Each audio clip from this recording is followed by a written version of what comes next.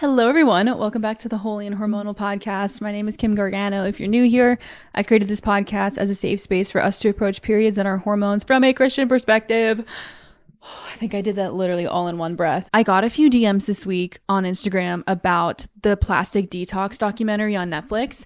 And I thought this would be a great opportunity to just talk about microplastics, talk about this documentary, and give the pros and cons and a biblical take on all of it. So if you have not watched this documentary, it's basically this woman who has dedicated her life's work to studying the effects of microplastics on fertility and overall health in general. This woman literally has walked so that people like me can run. So I am so grateful for her. And she follows a handful of couples around. She completely swaps out all of their clothing, their cookware, their fragrances, their cleaning products, their storage containers. Everything is swapped out from a plastic to a stainless steel or a more organic, sustainable option. And majority of those couples actually did end up getting pregnant within 3 months, which is incredible.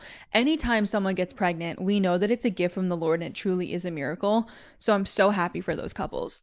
Now, this begs the question, if I throw out my plastic water bottles and start using glass and start using stainless steel, does that mean I'm going to get pregnant immediately? The answer is, I don't know. The one factor that we have to keep in mind is that it is up to the Lord and the Lord only to decide when and if you are going to get pregnant. That's really what it comes down to. I don't know what these other couples were doing in those 3 months as well. Maybe they switched their eating habits and other things. I have no idea, but I do know that the Lord in his perfect timing will make it happen. Where should you start? You watch this documentary, you're starting to panic, you're starting to throw everything out in your home, your clothes, everything, and you're thinking to yourself, I'm panicked now. Am I ruining my life? Let's take a deep breath first. And let's start with the foundations of health. Let's start with food. Before you go rummaging through your cabinets and start slashing things around like a crazy person, fix your diet first. Your diet and your lifestyle are going to be the two things that move the needle in terms of your health more than anything else. So we have to reel it back in. Let's start with the basics. What does your diet look like? Do you have a fiber, a protein, a carb, and a healthy fat on your plate? What do the proportions look like? How often are you eating? Figuring out this aspect of your health is going to change your life immediately. Now let's think about lifestyle. How often are you moving your body? Do you work out at all? What types of workouts do you do? Do you go for walks? Are you a runner? Do you prefer weightlifting or HIIT or CrossFit?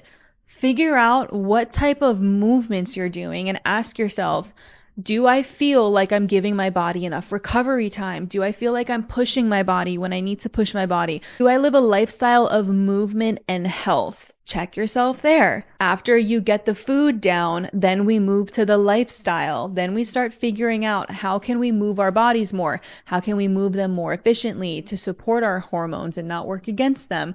Then when we've got that down, let's look at our sleep habits. How often are you sleeping?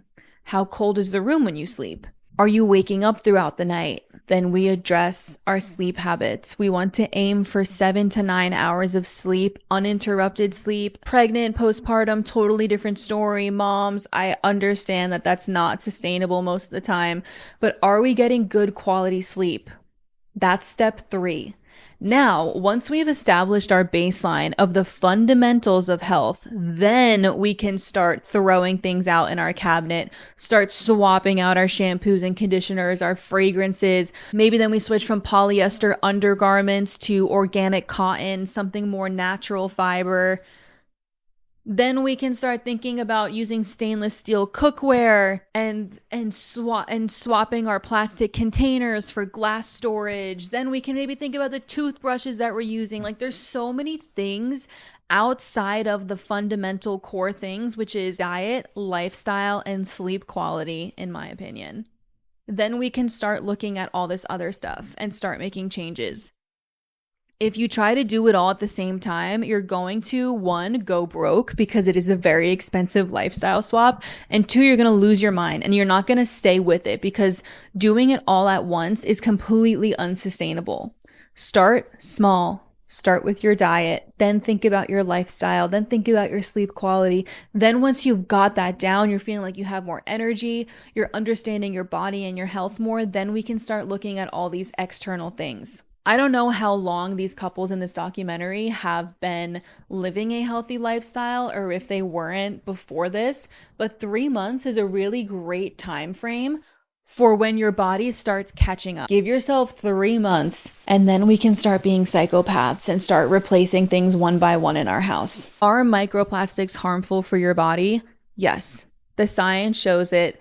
Especially for pregnant mothers, you want to avoid plastics as much as possible because BPA crosses the placenta and directly affects your baby. There's a lot of study that backs this up. BPA is very harmful. BPA is found in plastics. It's found at the bottom lining of a lot of canned vegetables, canned goods. And there's also a million other different types of plastics. We're talking polyester, all these synthetic fabrics that we clothe our body with. Yes, these things are toxic, but they're not going to move the needle as much as you fixing your foundations first. Guys, I do the best that I can to eliminate toxins from my life, but I still have them. Like, I think balance is more important than white knuckling your way through your health. Slowly but surely, I started switching the cleaning products, the laundry detergent that I use, and the shampoo and conditioner, and the skin products, my makeup, my skincare, my fragrances,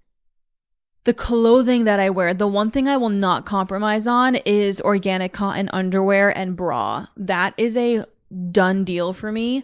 But the shirt that I'm wearing is polyester. It's from Target. The pants that I'm wearing is probably polyester. They're from Aerie. Wearing only natural fibers 24/7 is like so expensive and also not always desirable, especially when it comes to workout clothes. I try my best to use organic cotton brands, but I'm so picky about my workout attire.